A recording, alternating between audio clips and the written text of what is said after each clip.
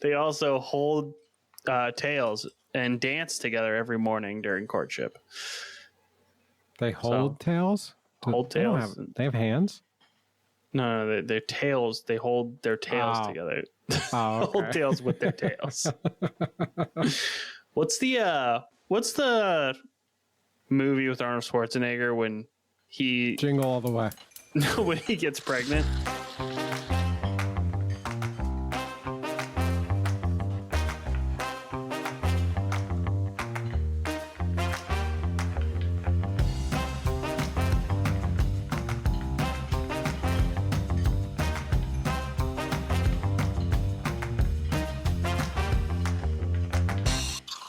Hello and welcome to Whip Cream Salmon. I'm your boy, Brian Basanza, joined as always with my boy, Ronnie Sanchez.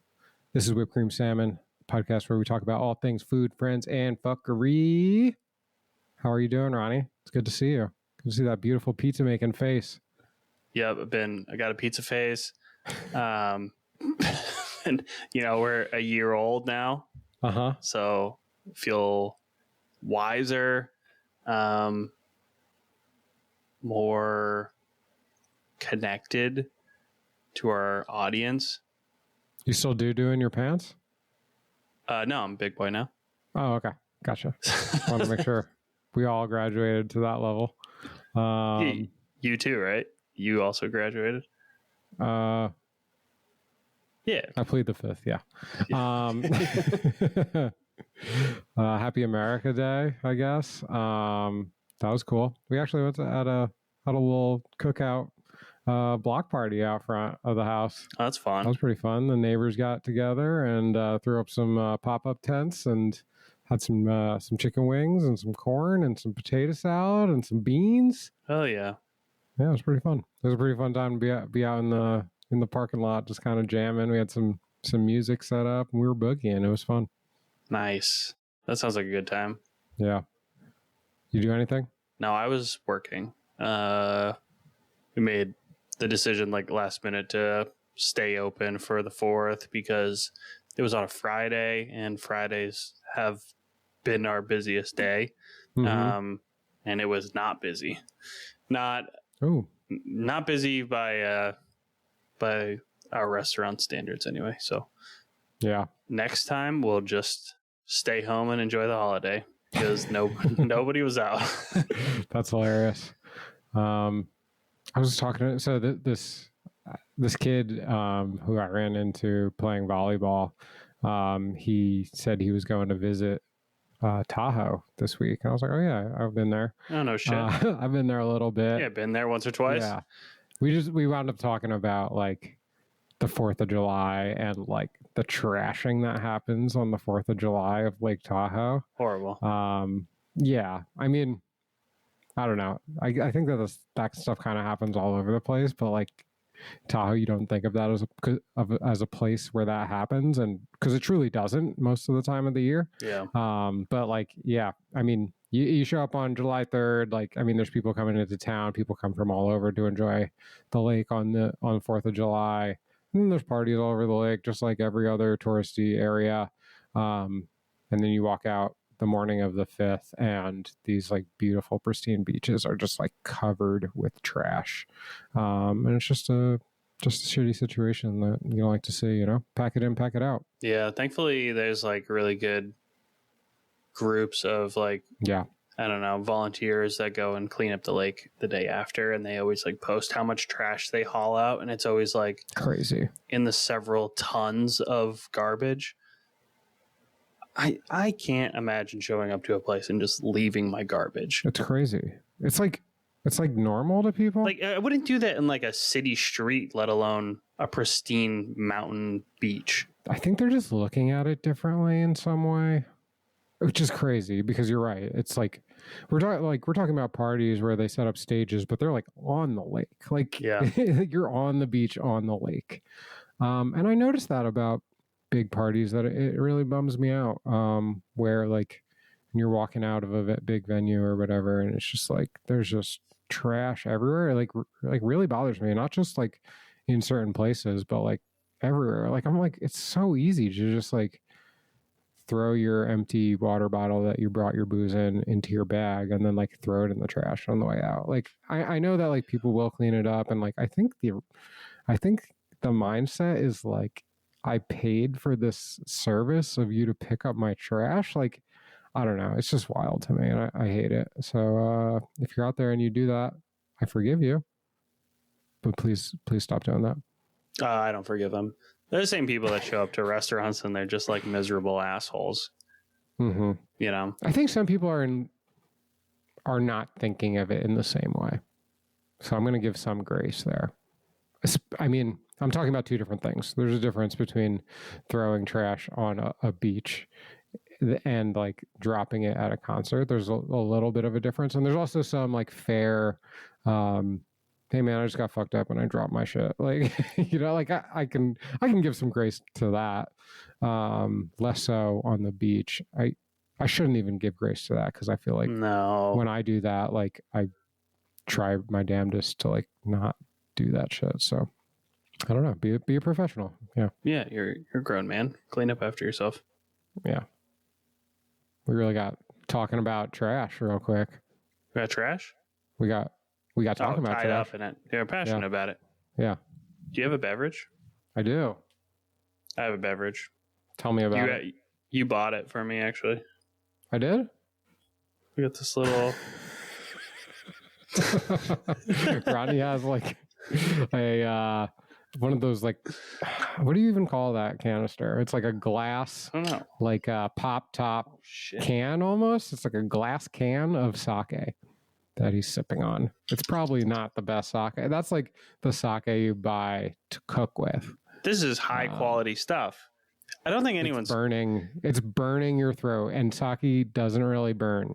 It's nice and sweet. I like it. Okay. For all my acid eating friends out there, I got some Grateful Dead Juicy Pale Ale. Jerry Garcia would be proud. I do not fuck with the Grateful Dead. You don't? No. That's a hot take, Ronnie. I'm gonna be honest. I don't think they're good. I like a couple. I'll be honest. I'm not gonna hot take this. I like some songs. At this point in my life, it's kind of a snore fest. Major snore fest. I think Shakedown Street is a good song. And they got like one or two other that like every once in a while I like catch myself kind of like, you know, bopping my head to a little bit. But for the most part, I can't stand it. My old chef, Mark Vaccaro, shout out Mark. Big Jerry Garcia guy, you know? And so I used to just roast him all the time, you know? Not roast him. We were playing. But I'd be like, how is Jerry Garcia better than Lil Wayne, bro? He doesn't write as many songs as that. Like, what are you talking about? He doesn't have hits. We were just little jabs, you know? He knew I was just a raver trash head, though, so he could get me pretty easily, too. How many deadheads does it take to change a light bulb? How many? None. They just watch it burn out and stare at it for the next 50 years.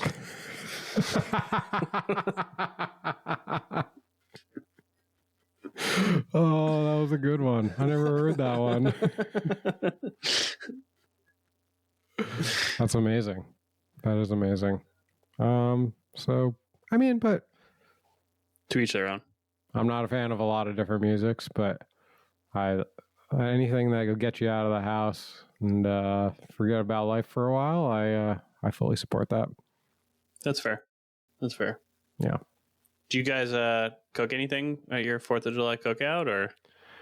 Not really, to be honest. We bought a corner watermelon. That was like... You got a quarter of a watermelon for your whole block party? No. The corner. You know, we got like watermelon dealers in Charlotte. Do you not have that? Oh, I was like, what part of the watermelon is the corner?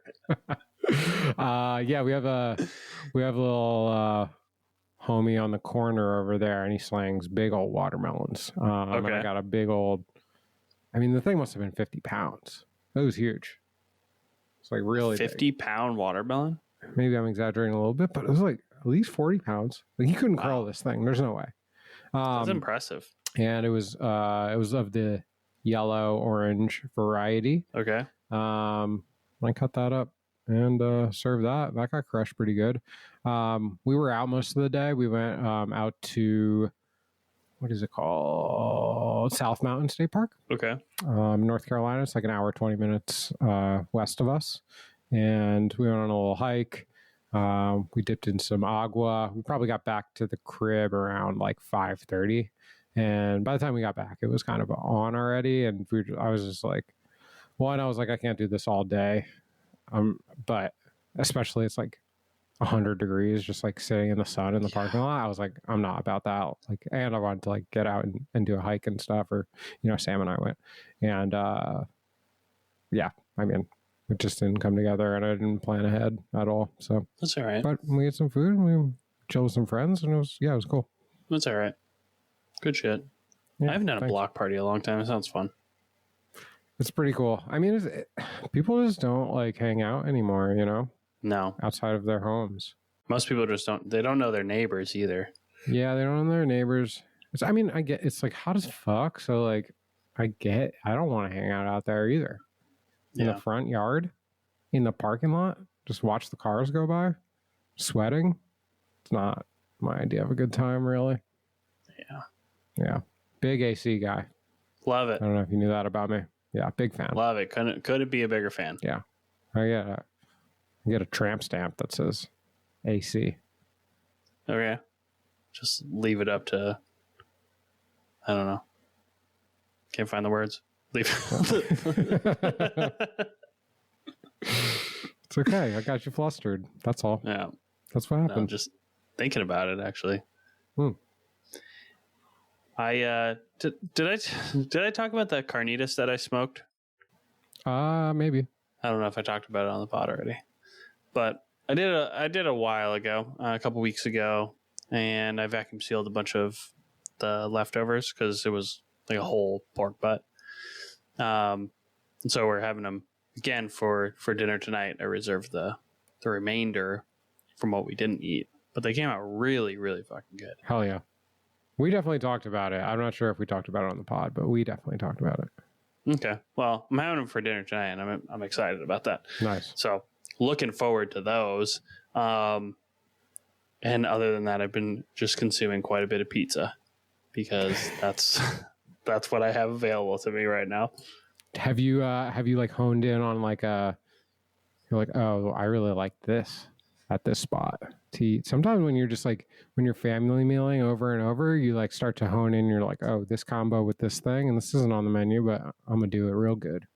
Well, we have like, it's a super limited menu. So it's not like, a lot of pizza places where they got like a pasta station or like they have pizza, but then they also have sandwiches. Like, no, this is like, we strictly do pizza. We have 2 salads, sometimes I'll throw myself together a little salad. But yeah, pretty much it's pizza, and that's what you have. And most of the eating of the pizza is because somebody fucked a pizza up. It's like either overcooked or it was a remake or, or a double make or whatever. Because the place, it just gets so busy there. It's pretty wild. But I've been just trying to keep up with that and like learn how to be a better pizza maker, because the guys that are there doing that, like they've been doing that shit for a long fucking time, and kind of battling some like self-doubt and like a little bit like imposter syndrome, which seems funny because you think like pizza, it's like, it's pizza, but these guys are like, they're fucking masters, like for sure. To sell 400 pizzas a night, like you have to be really fucking good at what you do. For sure. But I mean, you just keep on at it and then you'll be, you're not going to get 30 years good real quick, but like, no, you're going to get really good really quick at doing it. Yeah. Which is super exciting. And yeah, it's awesome. After week 1, I was like, kind of felt, I was doing the best I could, but I was kind of like, definitely felt like, the weakest member of the team for a while, and this was my second week, and I like finally got some, practice down. And like, for a while you're just like slapping the dough. You don't really have like a method, to what you're doing. Mm-hmm. This week I finally started to get like a routine down, feeling a little bit more comfortable. But last night I was working the ovens, which is super fun. I was like, oh, I feel comfortable here, because it was much more like being on saute station, where you've got like a bunch of different pans going, or things in the oven. But we have, it's 2 big ovens with like 4 decks, and so just kind of managing which pies are in which oven. On the bottom ovens, you've got like the square pies, and those take like 20 minutes. So, and you can fit 10 of those on the bottom ovens, but the round pies, you can only fit 5 at a time on the top, but you really can only fit 3 at a time. But then if you get the cycle just right, you can fit 5. But it only... Right. You start moving them like over. Yeah. But like, yeah, if your timing isn't right, if you're like in the wrong sequence, you can only get 3 in there, so like pies start backing up, and then they're waiting for you. Not a good look, and also like as the night goes on, like the oven's going to get colder, the more you're in and out of there, it's going to get colder. You need to like rotate where you put the pies, so the stone that it's sitting on can recharge, and sure. And then on the opposite end of that spectrum, towards the end of the night, once there's less pies in, business starts slowing down. Well, the spots start getting real fucking hot. So it's like now you go into the opposite, where you start burning pies, and the bottom of it gets charred before the top is cooked. So, oh yeah, playing with that was fun. I was having a good time with that last night. Yeah. That sounds super fun. Does that station also, is that they're also in charge with like unloading and cutting and boxing the pie, or is that a separate station? Unloading, but the boxing and the slicing is done by somebody else. Gotcha. That's like the expo. Yeah. By the expo. Cool. Yeah.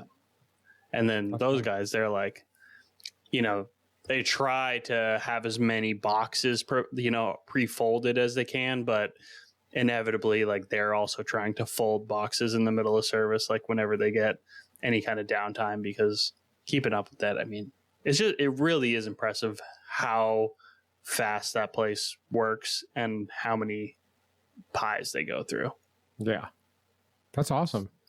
And it's damn good pizza. Yeah, you're impressed. So like, so impressed. Tell me about why are you impressed with the pizza? Is the sauce really good?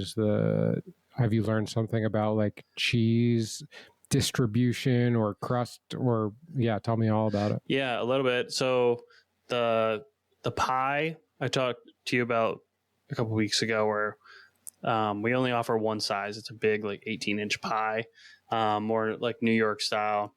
The fermentation on it, it's just 24 hours. And I don't know if that was always that way, or if it became that because of just the sheer volume that they do, that they can't be like having excess dough for multiple days. A lot of pizza places, they'll do like a 72-hour fermentation, or something along those lines. They do 24 hours, but they let it ferment overnight at room temperature. Ooh. They make it there. So they make the dough there. Yep. Shape it and ferment it. Do they shape it and then put it into containers shaped and let it rise overnight, or ferment overnight?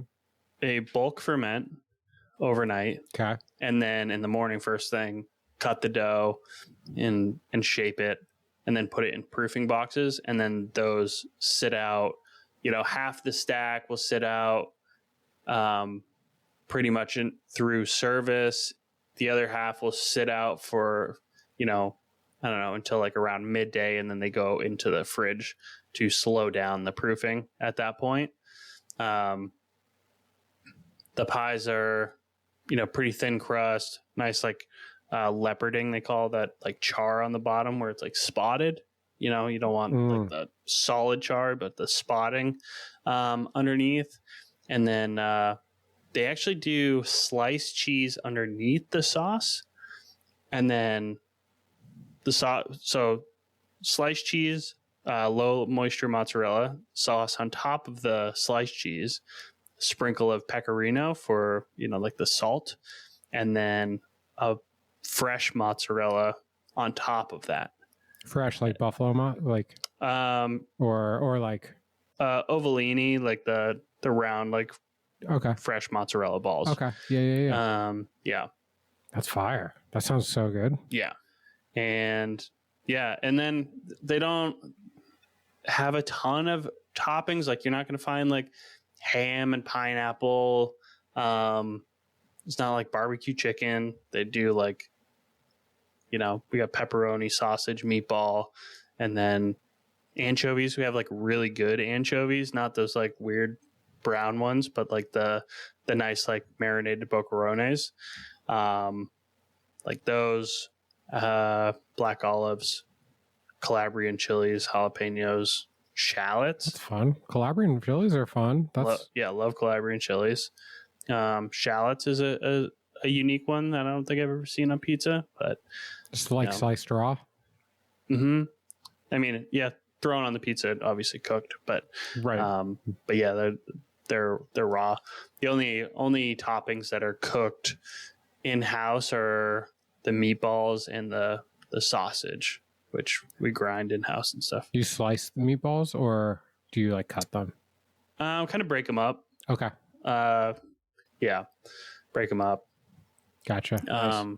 I used to go to this one spot that, I mean, we loved as a kid. It was this place called Kinchley's in New Jersey. And they just had like they served like little, maybe 12-inch pies, maybe 14-inch. Like that was kind of their thing. It was kind of like a sit down Italian restaurant. And we fucking loved the meatball. They did like half, like kind of smallish meatballs.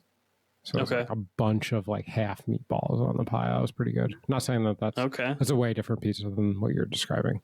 No, I like that too, though. Yeah, I mean, meatballs are great. Yeah. So we have the round pie, you know, like that. We also do a white pie with like a ricotta spread. I don't know that I'm like really into that. I don't think it has like. Is it garlicky or olive oily? Yeah. I don't know exactly what's in the ricotta mixture, but it's ricotta, you know, fresh mods, pecorino, pretty much the same thing. With the ricotta just replaces the red sauce. I think it's just too like fatty for me. I don't think, you know, like you need that for me with pizza. Like you want that like acidity from the tomato sauce, the sweetness from the tomato, like saltiness. You just need, I just want something to break that up, you know. I don't know. Is that they do that? You do that both for the square and the round? That one I think they just do for the round. Yeah, they just do that for the round.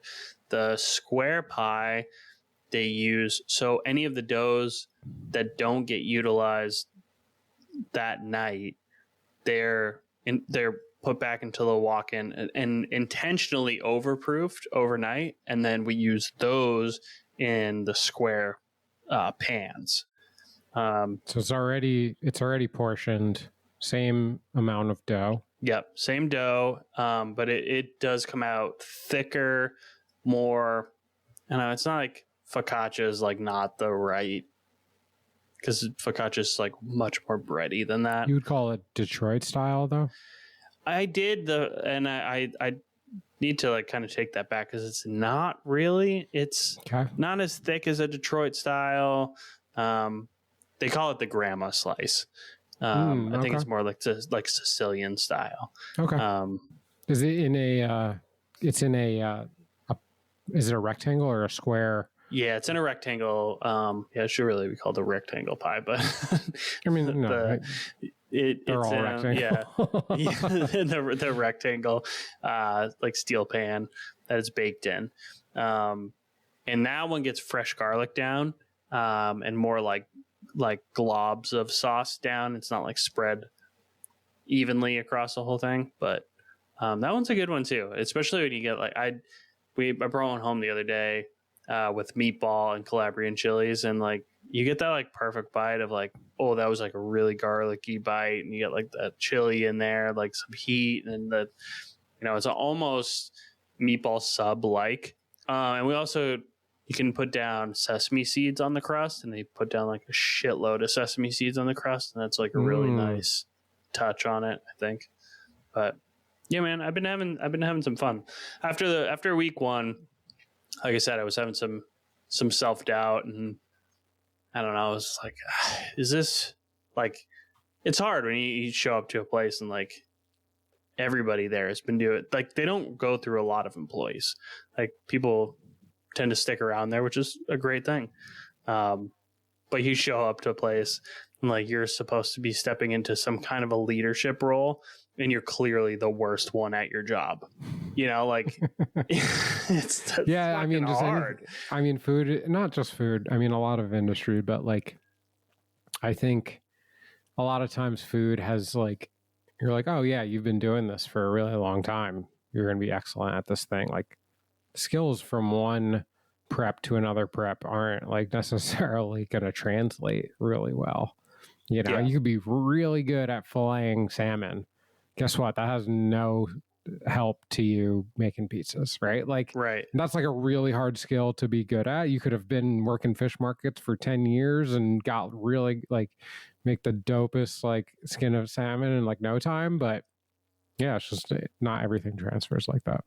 Yeah. And there's like, which is fun. I mean, that's kind of like what's exciting about cooking food is that like there's always a new interesting challenge, right? Whenever we like pick up a random recipe that, I mean, we're probably gonna we probably have the skills to like to see things before they happen, which is obviously really beneficial. I think like a lot of home cooks, they'll like start a recipe and maybe they fucked it up a little bit and they didn't realize it, or maybe the recipe was just kind of jacked up, or maybe whatever their current situation isn't working for what they're making, and then that's like will fail. I think like you and I are pretty good at being like, oh, that looks a little wet. I think we need to like modify this, the way that we're cooking this or whatever. But I mean, yeah, I mean, it keeps things novel. It keeps things fun when you're always doing new stuff. And yeah, I mean, it's very rare that I'll like make a recipe one time and be like, oh, nailed it. Perfect. Like, right. It's not really how it should be, I mean, I feel like if I do it a few times, then I'll like have a pretty good handle on it. But like, it takes what you're talking about. It takes doing the same thing for 20 years to be like really excellent at a thing, and a lot of, I mean, some of that stuff, like, I mean, we've like cooked steaks long enough, cooked pieces of fish long enough that like really good at cooking the protein. But I mean, doing complex preps it's like a whole other animal every time. And we've talked about this a little bit, but like at PJ's, like, I mean, I felt like the menu wasn't really finalized or ready until like 2 weeks after we rolled it out. It's like, at least we're still working on stuff, and like, oh, like I kind of like the way I did that, but if we can elevate it by doing it a little differently, or because this prep is a little different, maybe we should modify that. And then, you work through that stuff. The menu keeps getting better, and then before you know it, you're kind of a well-oiled machine. But it takes that time, and like a home cook, like, it's not that easy to do that. You have to either be really dedicated and like, I'm going to cook the same meal for the next 3 weeks every single night, or it's going to take you a minute to get good at that stuff. Yeah, definitely. I mean, it's that whole like 10,000 hours thing, where like they say to like really master a skill, you need to put in 10,000 hours. It's like probably, I don't know how many thousands of hours I have cutting vegetables, but it's probably close to 10,000, like, and I've been doing this shit for a long time. So, is that, I think it's like 10 years. Is that 10 years of 40 hours a week? I think so. Yeah. I think I've done that math before to get there. That's a long fucking time. Yeah. It's a long time. And that's like also like, I don't know, because the 10,000 hours thing, it is like a benchmark, but like if you're making, same thing, you make pizzas for 10 years, that doesn't mean that you've mastered cooking. Right. Totally different. Yeah, right. Totally different. Yeah. Yeah. You could, and if you're, cooking steaks for 10 years, that doesn't mean you've mastered cooking either. You mastered making steaks. Like, if you've only worked in a pizza place for the last 20 years, and that's the only, like, if you've only ever made pizza and you're like a master pizza maker, you're probably a shit cook outside of making pizza, and like that's your sushi game isn't very strong. Is that what you're saying? Like, that's okay. Like, I mean, your saute game is probably not very strong. Like, if you don't have saute pans in your restaurant, like that's just not what you do, Sure. And there's nothing wrong with that, but that's kind of the reality of the situation. Like, if you're not making pasta every day, you're probably not a very good pasta maker. Yeah. But the stuff that, like, there is stuff that does transfer, right? Like you are going to just understand how to manage tickets. Yeah. And know that, like, getting prep ready ahead of time is really important, right? Like, that's something that, like, experienced cooks do, is like awareness. If you're making, yeah. And if you're, like, for example, just for the listeners, like, if you're making burgers and you just got 20 burgers rang in and you have a ticket board full of burgers and you get all those burgers on the oven, like, an inexperienced cook is waiting for those burgers to cook.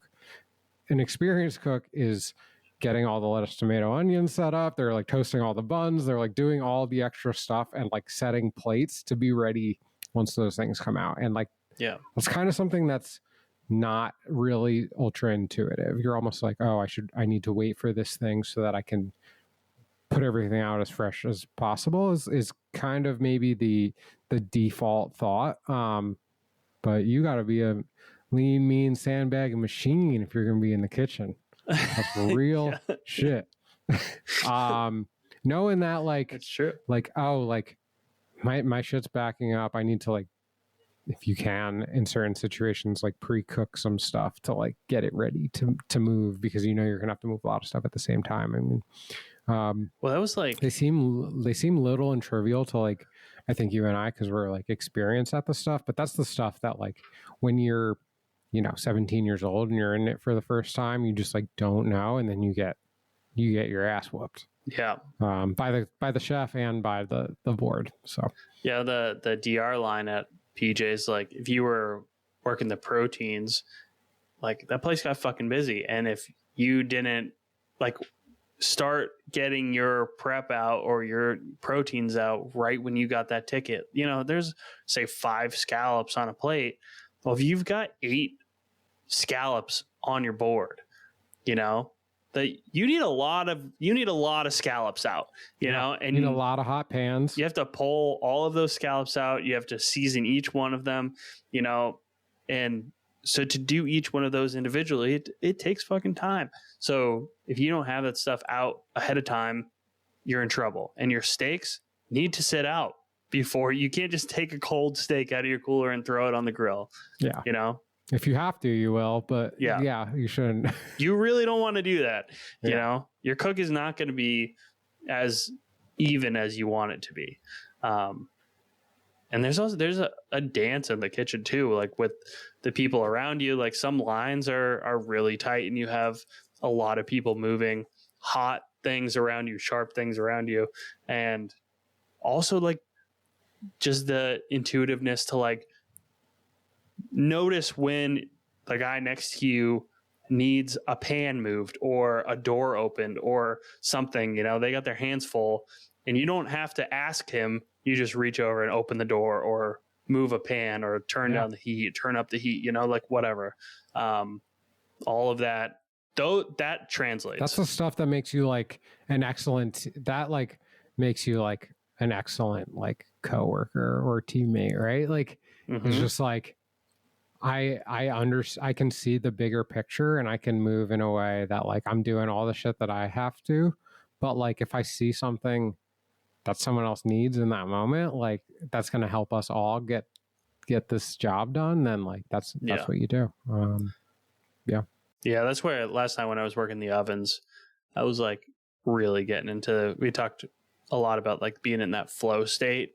When the night started, like there was no like crash course. Like I wasn't being trained on them. It was like, here's the ovens. Work the ovens. Okay. This is the first spot. That's the last spot. Rotate through them kind of. But like I didn't realize like the square pans, if you get them all in the oven perfectly, you can fit 10 of them in the bottom. Well, I started out, I was like, looks pretty full at 8, And then when I realized I was like, oh, no, you can get 10. It's like, fuck, now I got to move all of them. And it's deep, to reach to the very back of that oven and pull them out. Like, yeah. And it's not a big opening, It's probably like, 8 inches tall. So got to like squeeze your arm through there and pull it out. Use a peel for the flat ones? You can, but our peels, they're for 18-inch pies. They're wood peels? No, metal. Well, they're metal aluminum. Peels. You build them on those same peels? No, you build them. We have a marble counter. Mm-hmm. Just build them on the counter. That's another thing. Like in the pizza place that I worked in the past, we did build them on. We stretched them by hand, and then put them onto a wooden peel, and then built them on the peel. Actually, now that I think about it, we built them on a screen and we just put it was just like one of those shitty conveyor belt ovens. Mm-hmm. So we just built them on those. So there was no skill of like getting the paddle under it, pulling it. I did work on a food truck. It was a wood fire pizza truck, and we did build them on the paddle. So maybe that's what I'm thinking. But this one, we built them on the marble countertop. And then it is a skill to you pull your finished pizza onto the metal peel, and then you kind of re-stretch it to its final shape on the peel. And then to launch it is like a whole nother thing, But like, my success rate of launching pizzas, I'm like 78% ish to like launch them like perfect. And if you to the right spot, or like also just good enough that it's a pizza still.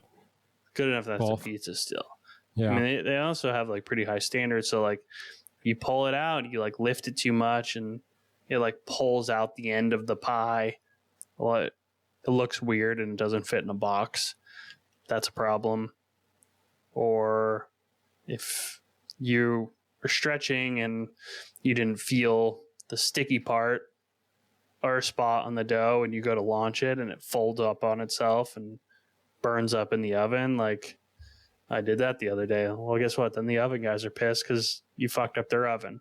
Yeah. Yeah. That sucks. And so just trying to figure out learn those different things. It's tough, but are the vibes good? Is it like the vibes are good? Yeah. And I know it's like high stress, but also like, is it like encouraging and stuff like that? I would say so. Yeah. Yeah, definitely like they also see you move, and they can see that like you give a fuck. Like yeah. Which is like one of the that's one way to really turn off cooks that you just start working with, or like get on their good side, when you're just you see the fucking trash that's ready to go, and you fucking leave your station and go do that, and you're doing line sweeps and all that type of important stuff. Mm-hmm. That's the stuff that can immediately make an impact. Sure. Yeah. At my previous job, I remember we like hired this kid. No, I shouldn't call him a kid. He was a grown man. I hired this guy, and it was like we hired him and another guy at roughly the same time. And it was like the first like week or two. The other guy, he was a chef at another restaurant. And there was one day he asked us, he was like, hey, I got this thing in my other job. Do you mind if I dip out, 30 minutes early today? We're like, yeah, sure. No problem. And then all of a sudden the other new guy was like, oh, I want to go home too. Like, Okay, yeah, I guess you also can leave too. And then, as like the next few days like rolled around, it was like we'd be cleaning, we're like, where the fuck is this kid? And you look and he's like standing in the back hallway with his backpack on already, looking at his phone. It's like, and I'm sweeping, It's ridiculous. Like, you're the new guy and I'm here sweeping. Like, yeah, he was gone by the end of the week. Don't be the new guy and be standing around waiting to go home. Yeah. It's bad luck. The fuck out of here. Yeah. The fuck out of here. It's so interesting when people just don't get that into their head. I just can't imagine so obvious. doing that. Yeah. Right? It's like it feels icky. Yeah. Yeah. I don't know. No wherewithal, I guess. Yeah. Agreed. Speaking of animals. My mom asked you if we were an animal podcast now. Yes, Mom. Yeah. Yeah. Mostly. Food, friends, animals, and fuckery. Did you know that male seahorses get pregnant, and give birth? And the female seahorse deposits her eggs into the pouch on the male's belly. I'm into that. You're into that. I'm into it. I think it's hot. Okay. And then I've never had an egg deposit. So. It also says when it's time, he goes into labor and violently shoots out hundreds of seahorses, sometimes over 1,000 in one go. Violently? It's like a reversal Father's Day miracle. They also hold tails and dance together every morning during courtship. They hold tails? Hold tails. They have hands? No, their tails. They hold their tails together. Oh, okay. Hold tails with their tails. What's the movie with Arnold Schwarzenegger when he Jingle All the Way? No, when he gets pregnant. Arnold? Yeah. I didn't know that he got pregnant. You gotta look that up. We'll wait for that. Yep. Can you play like insert waiting room music here?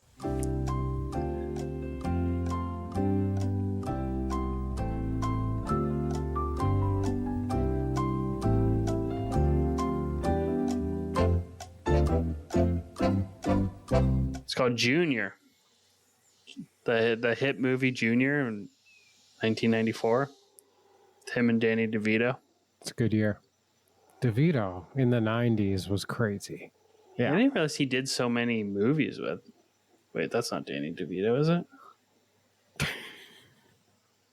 Yeah, it is. Junior. Arnold Junior. gets pregnant. The Governor. Yeah, that's my tip for the week. Watch Junior. The acclaimed movie where Arnold Schwarzenegger gets pregnant. That's awesome. A little hybrid animal fact / tip of the week. I love it. I have a few facts about seahorses. Okay. They're interesting. Wait, you also have seahorse tips? No, I don't. Okay. Like, I have tips. How is that not the tip? How interesting are they? I did say seahorses. Sea stars. Okay. Starfish. Closely related. Yeah. They're both from the sea. They both have sea in their name. First names, sea. Do you know that they have no brain or blood? Starfish use filtered seawater to pump nutrients through their nervous system. They have blood? They just use water. Interesting. That's crazy, right? Here's another one. Do you know that they can reproduce in 2 different ways? No. They can reproduce sexually, sperm, eggs, similar to your seahorses, but a little more traditional. Okay. They can also reproduce asexually in the same way that they regenerate limbs. Weird. They can pop off a limb and have a second sea star. Really? I don't know. I mean, that's what this article says. That's crazy. It doesn't sound like reproduction as much the way that it reads. Let me read it verbatim real quick. It doesn't say much. Sea stars reproduce in 2 ways. Male and female sea stars are hard to tell apart because they look identical. While many animal species reproduce by only one method, sea stars are a little different. Sea stars can reproduce sexually. To do this by releasing sperm and eggs called gametes into the water. The sperm fertilizes the gametes and produces swimming larvae, which eventually settle on the ocean floor, growing into adult sea stars. Sea stars can also reproduce asexually through regeneration, such as when they lose an arm. Wild. It doesn't say exactly what I said. It's the only way that I'm distilling it down to still reproducing and not just regenerating. But maybe if you cut one in half, then you could have 2. Then you could have 2. Well, there's a tip to our listeners. If you have a sea star, don't do that. A pet sea star, you can cut it in half, and you can have 2. Yeah, give your little brother one. That'll be fun for mom. They don't have blood, so it's not that messy, probably. No, just bring a towel. Beach because towel. There's a ton of water. There's water everywhere. Yeah, they have water instead of blood. It's crazy. All right. Well, that sums up our animal tip of the week. Let's go. What are you? Idiot. You stupid idiot. I'm an idiot sandwich. You're an idiot. Of all the idiots, you stand alone. And now, idiot sandwich. Idiot sandwich. This has been a big week. This has been a big week. For the listeners who didn't know, we have a little contest going for a walk, Brian's walk, and we're thrilled with all the submissions that came in, and it just warms my heart to see everyone submitting and commenting and just showing us love. So we have a pretty funny one here. This is from Chino Fernandez out of Los Angeles, California, Ronnie. Love it. I was closing up shop in the kitchen of a catering company I worked in. The 2 dishwashers we had were both morons. One was a moronic asshole, and the other was a moronic pussy. The moronic asshole decided to pretend shank the moronic pussy, and the moronic pussy put up his bare hand in defense and got a knife right through it.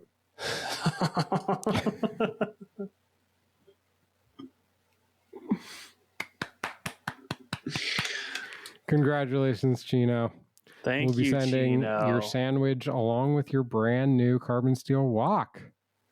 That's exciting. Thanks for being a part of Whip Cream Salmon, and we appreciate you. And yeah, just a lot of love going out to Los Angeles. Thank you so much for the submission. Thank you for listening. Thank you for being a part of us. Mm-hmm. And now we can be a part of you. Okay. Right?